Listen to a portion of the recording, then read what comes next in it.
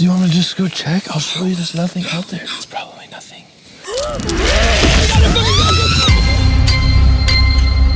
Are you expecting somebody? No. Hey, I'm so sorry to interrupt you. My car broke down and my phone's dead. Oh, no, come on in. Are you sure? Of course, it's Christmas. Gee, what's your Christmas tradition? Every Christmas, we do watch a movie. Making the next great Christmas movie. What's in the box? It's not midnight yet. They let in a super weird guy. Good hands, stay calm. Rachel, go! Get over here. Cast photo, here we go. You asked what was in my box? I don't want to know what's in the box. Well, yeah, you do, because you asked about it. He doesn't show you any good films, because he's not original. So you're going to take this and you're going to put it in, and we're going to get started, all right?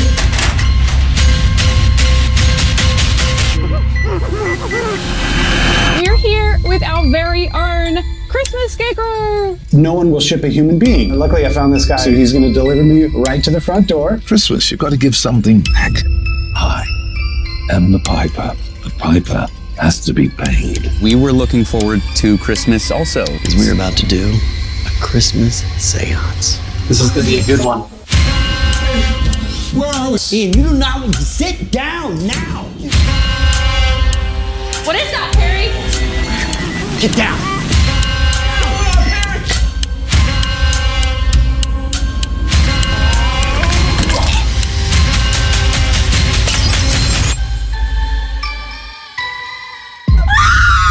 I don't even know what's coming. Settle in. What's going on, y'all? It's Philly Celeb, and before we get started, I want to say thank you to everybody that participated in our first ever Popcorn Matinee Film Festival, which was held at Rosemont College's Rockwood Theater. A big shout out, thank you to Rosemont College, and a big shout out, thank you to Professor Crawford for letting us use the venue. Now, today's guest on Popcorn Matinee, I have Rob Livens, one of the creators of the Christmas Tapes. Now, the Christmas Tapes is a Christmas movie, but it's also a horror movie, but it's also a found footage movie. And you know, I love Christmas movies. I love Christmas TV show episodes, and I love horror. And it's a perfect combination, a perfect mesh.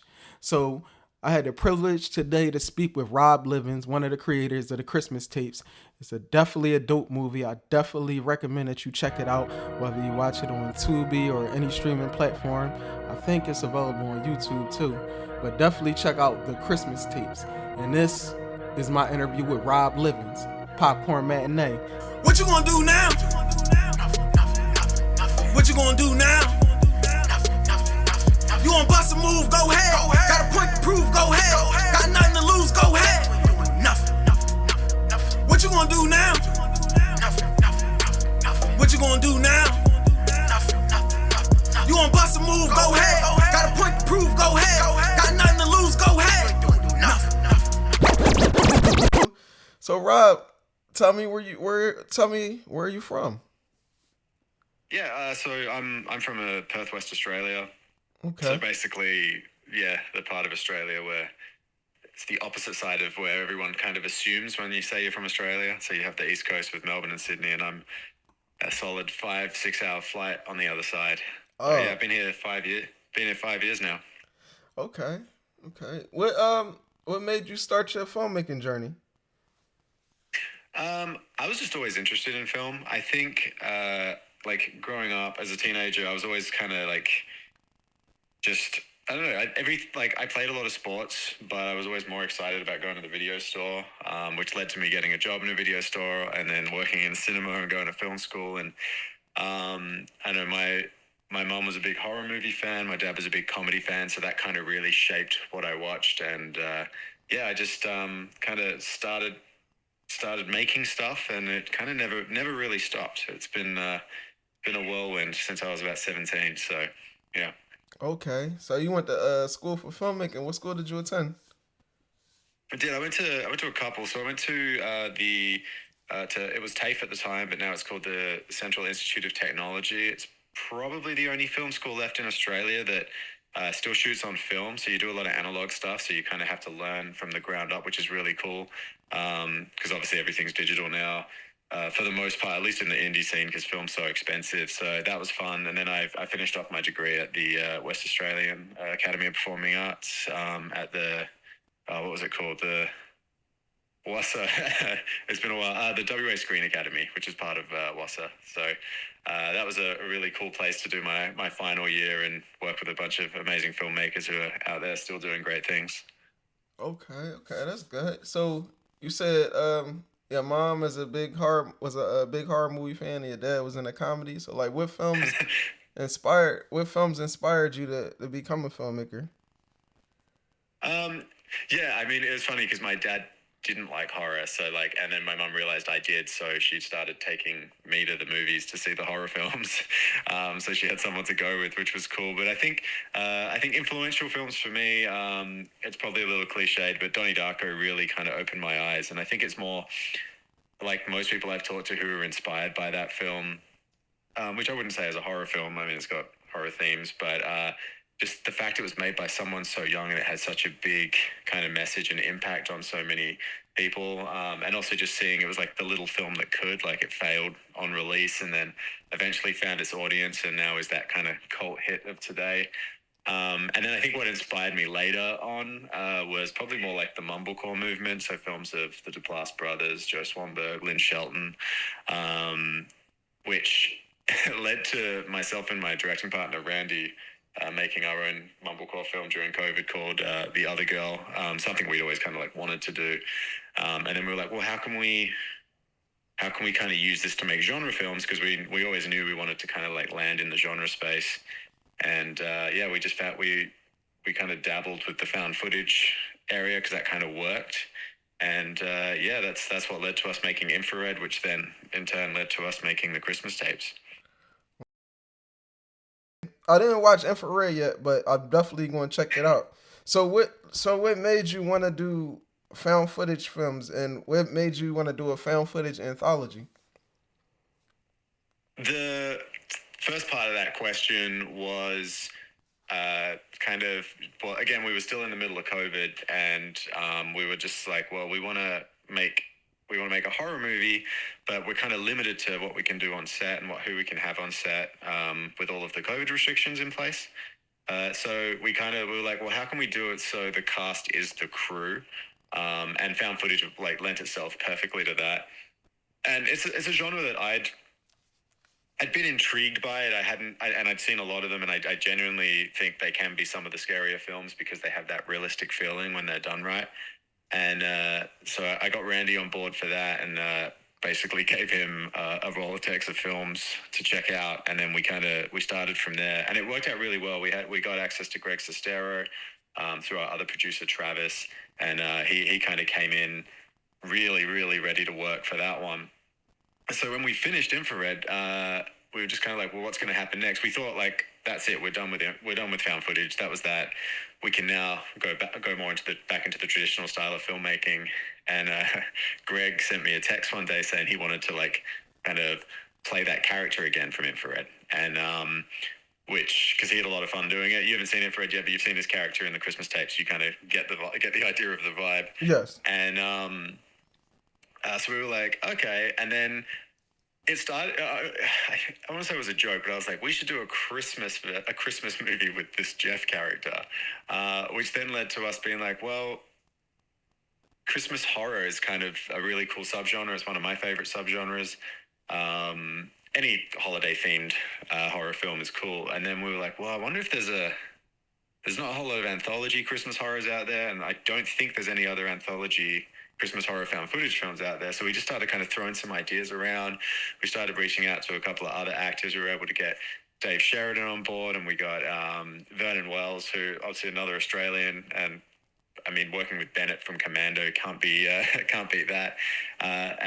So we started kind of writing the stuff for that and working that. And what was really interesting is we had a really busy year. So because we did anthology, it also meant that we could break up the shoot, because it's essentially, if you include the wraparound, we've essentially got 5 short films there.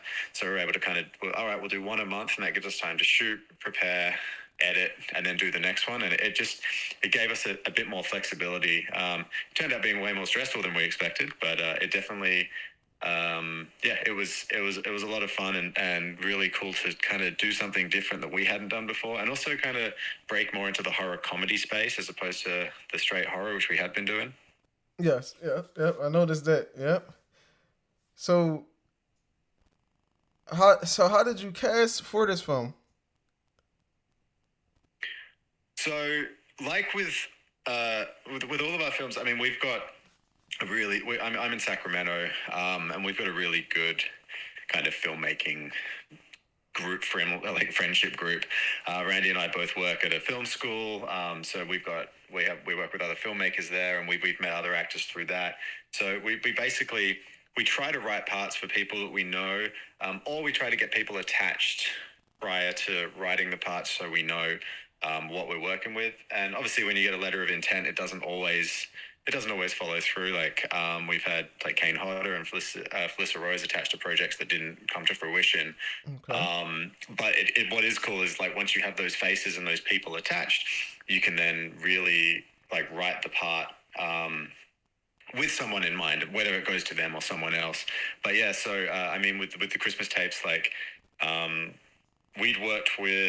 I think we'd worked with everyone on that one before, minus Dave Vernon, Devin, and Ruby. So there's like another 12 main actors that we had worked with before, so we knew who we wanted. And a lot of the other people, instead of like auditioning, we would ask people we knew, whom we trusted, and stuff we'd seen of their work before. So it was this was a lot easier to cast because we had infrared. It had come out, it had been released by Terror Films. It was very present online at the time when we were casting.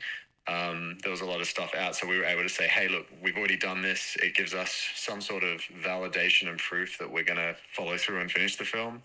Because, I mean, I'm sure you're aware, like, there's a lot of... we've all done it, like, where you start a project and don't finish it, right? So, obviously earlier in... when you're like playing around earlier in the career, but we were able to be like, cool, we've already got Greg Sestero on board, and that legitimizes the project. We already had Terror Films interested, which was great. So because we'd already started building that relationship with them. So it definitely wasn't a difficult film to cast. Even Ruby, who I think Ruby Setnick was amazing. She's a stand-up comic. I don't know if she'd done any film work before.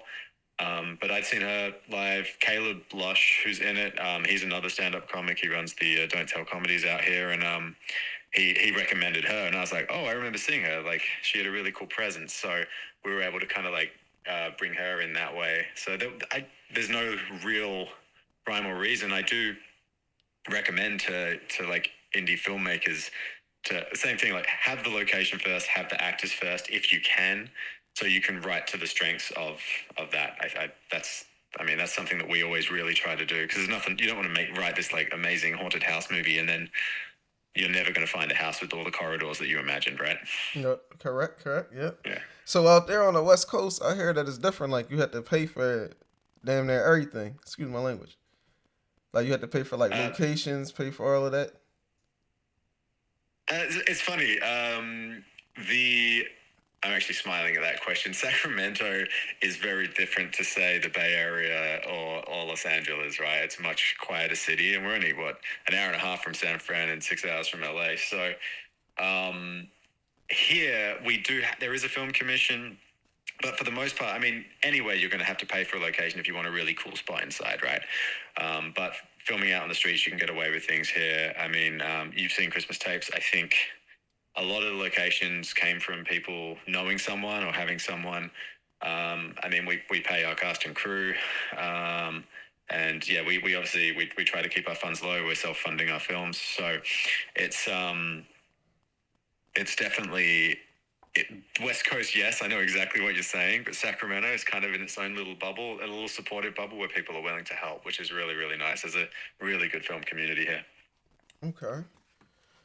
So each film on the Christmas tapes, I noticed that you went different routes. Like you had the urban legend story, you had the revenge story, you had the experimental story, you had supernatural story. Like so with each film, like what did you like consciously choose to write each story differently with different things? Like, you know, with the road trip, that was more of an urban legend one. Then you had the supernatural one in the cabin. You had the experimental one that was real quick. It was like a first person virtual reality. I would consider like it like any video game. Yeah. So yeah, the intention was to make all of them be different, right? We didn't want them becoming similar. I think initially, before we shot the Paranormal Perry episode, we were thinking, oh no, is this too close to the Hans Trapp Scarecrow one? And we were able to kind of adjust that. But like the actual goal going in, originally the pitch was we were going to do every single film in a completely different style of found footage. So we were going to have your traditional, we were going to have, sorry, my cat's meowing. We were going to have screen life. There was going to be security cameras. There was going to be like body cam, right? We were going to really try and do something different for each one. But then once we wrote the stories, it felt like we were trying to force that idea onto stories that didn't necessarily need that. So there was more of a traditional route to it. We did end up obviously with the first person one in there. But yeah, the intent was to make something different for each one so that people didn't feel like they were seeing the same thing over and over again. But it definitely evolved very differently from what we pitched to what we ended up shooting.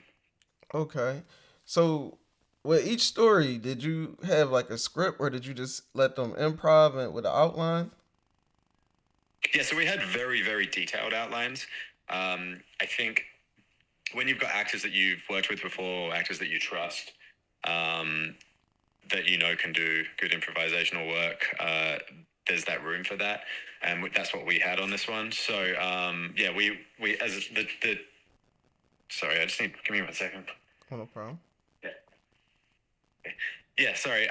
Yeah, so we had a we just had outlines, but they are very detailed. And the way that myself and Randy work, if there's multiple actors, we'll work with each actor separately. We'll keep information from them that they don't need. We'll give everyone their goals, and then we'll play it through, and then we'll adjust as we go. Usually it's the second or third take where it really hits and we know we've got something, and then we move on. So Okay. All right, so how many shooting days did it take, like, for each film? I know you said you spaced it out like one film a month, but like each, like, how many shooting days did it take? yeah, I mean it depends on the short. Like the wraparound story we did in 1 day, the Scarecrow stuff we did over two. Because obviously like we were in multiple locations, we were out in the snow. The Paranormal Perry was 2 days. The super short was a day. And then the other one with the box was, I think we broke that up over 3 days. So it really varied based on what we needed. Obviously, when you're shooting an independent film, time is money, but at the same time, you don't want to rush, because if you rush it, you can risk quality. And that's where mistakes are made. So I feel like we moved slower on this one than we did on Infrared. That's for sure. Okay. Now I'm definitely gonna check out Infrared. Now is Infrared something that we had to watch before watching the Christmas tapes, or? So no, there's absolutely no link other than the fact that the Greg Sestero character is has the same name. So it was, again, it came from him being like, I want to play that character again. And honestly, I wouldn't be surprised if I would be surprised if this was the last time you saw this character. But yeah, we were just like, cool, let's like bring ideas of that character and put him in a different scenario. But no, there's absolutely no link. If anything, you'll probably get more from watching Infrared before watching the Christmas tapes, because it does reveal a bit more about his character.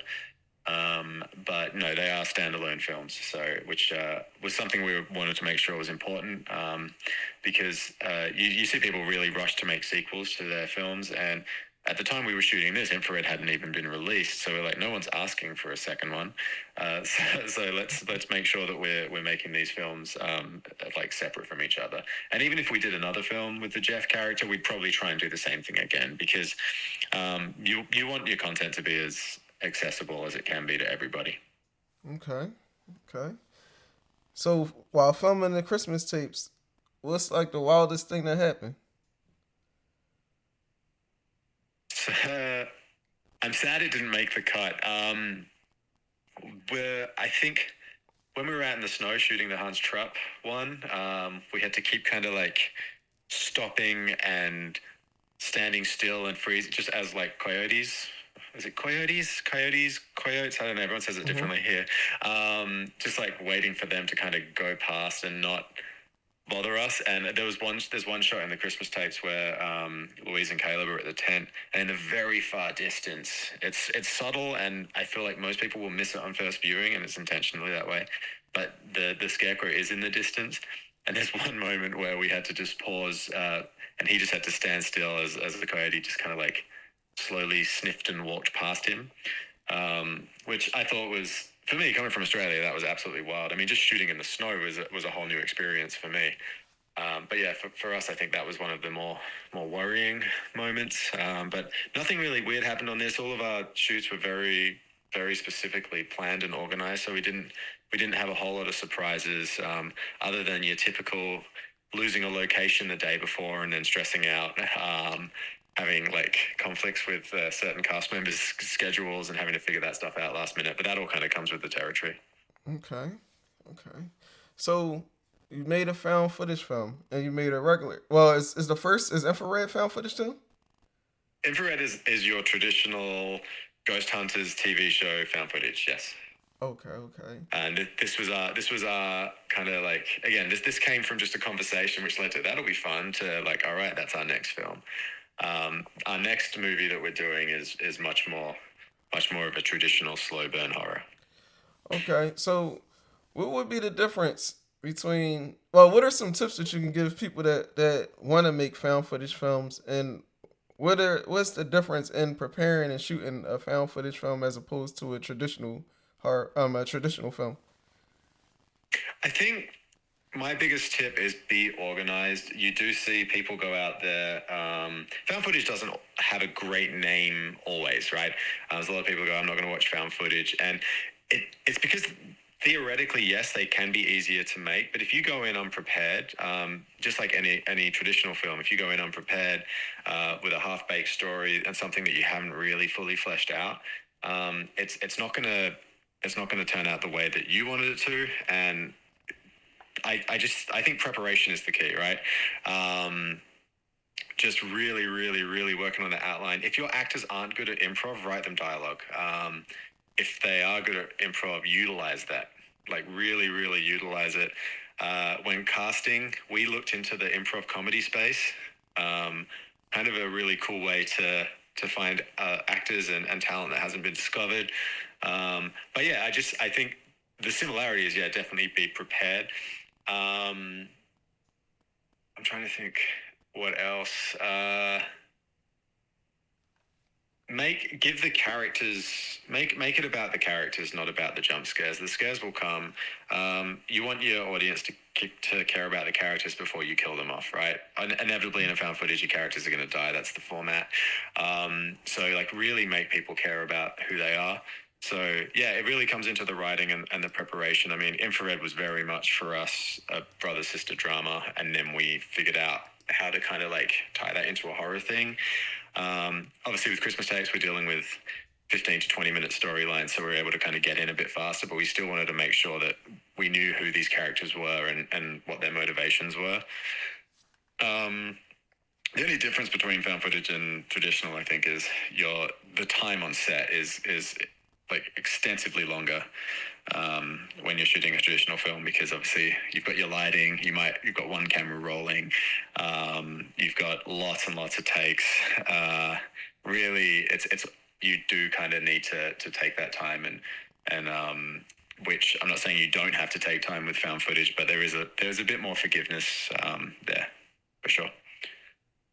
Okay, no, I appreciate that.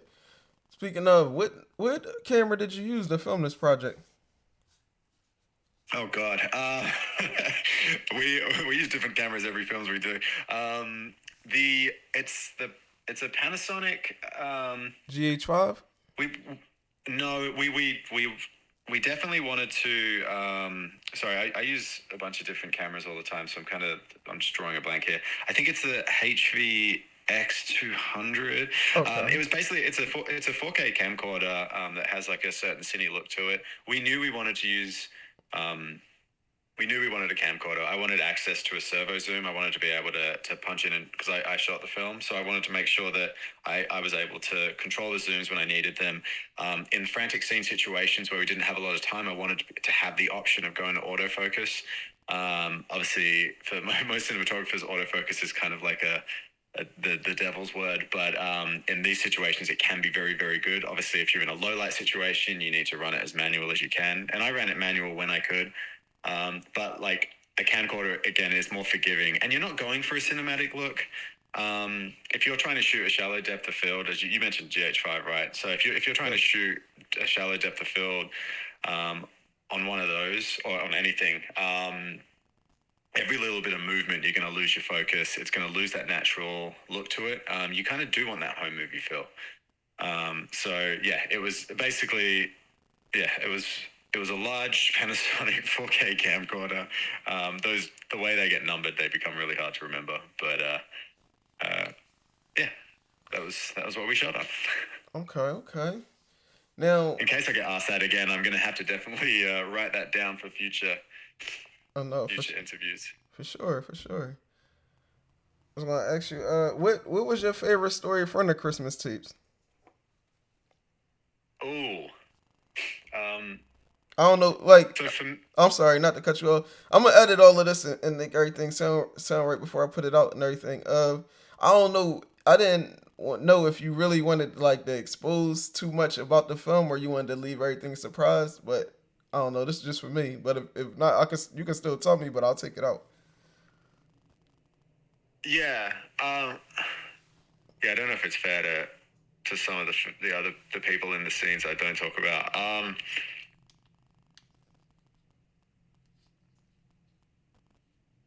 So I think it's, well, you mentioned before there's the super short one.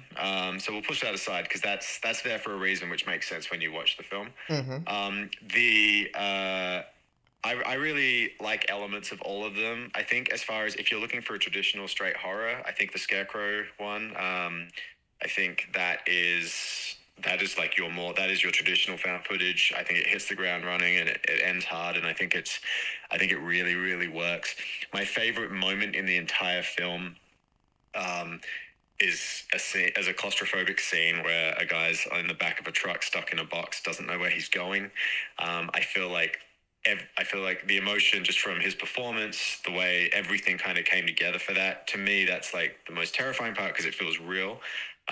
But then I think like the standout for me is the character Paranormal Perry. It really changes the film tonally into the straight comedy. You've got Dave Sheridan, who's obviously known as Doofy from Scary Movie, just showing his comedic chops at an absolute rapid fire level.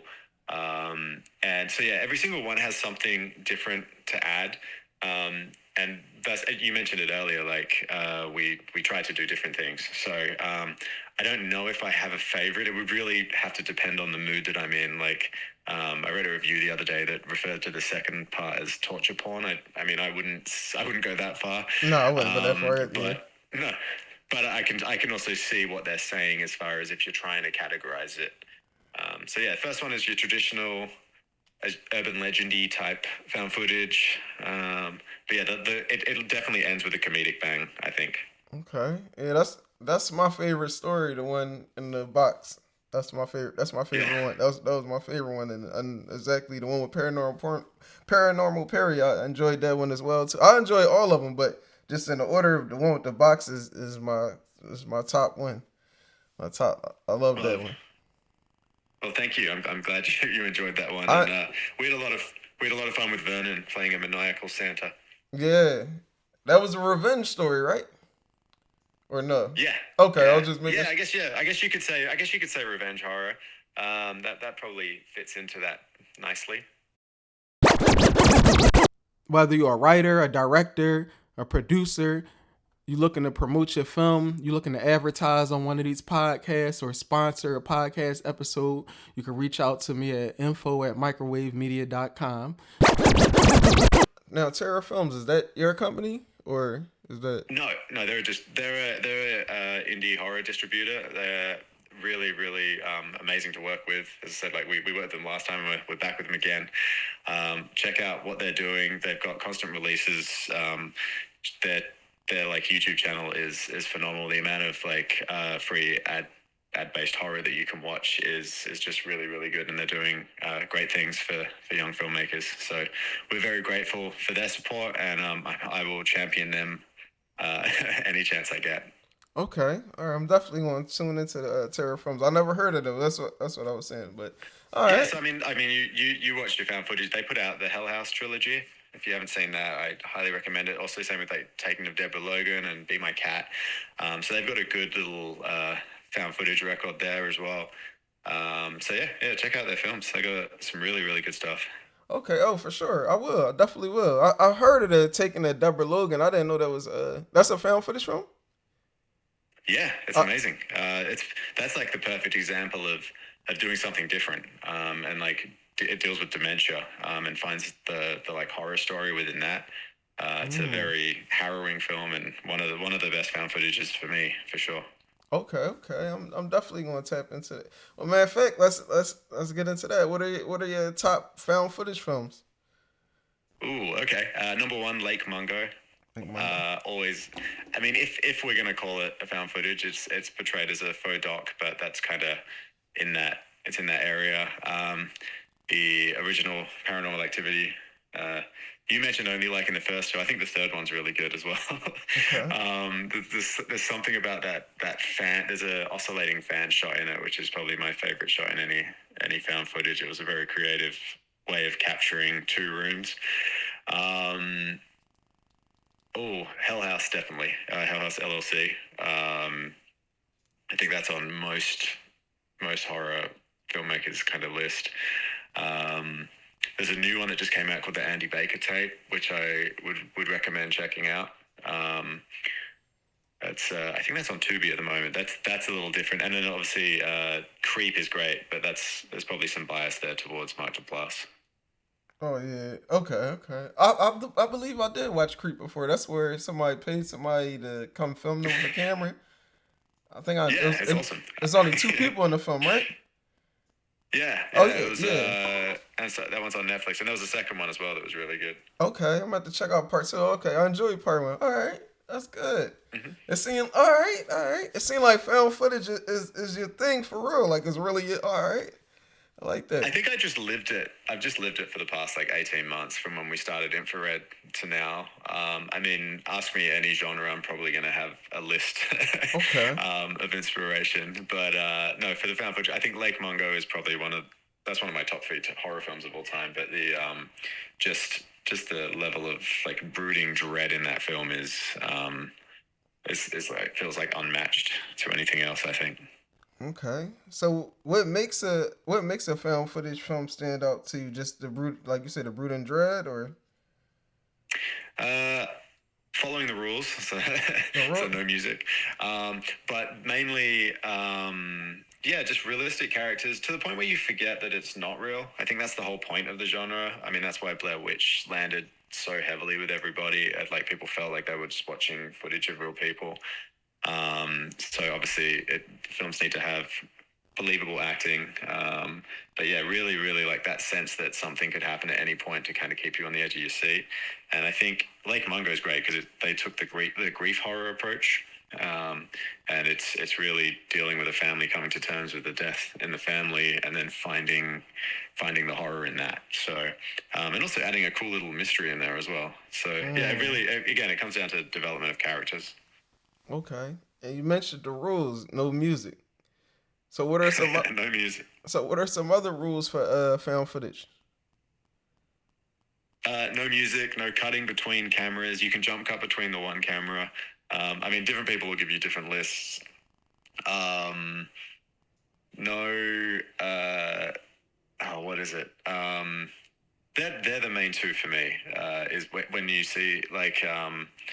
What was it? The new Paranormal Activity that just came out, Next to Kin. I really enjoyed it, but there was just one specific scene in a diner where it cut between 2 cameras, and it's probably not going to bother most people who watch it. But to me, I was like, wait a second, that wouldn't have happened if this was a found tape. Yeah. Okay.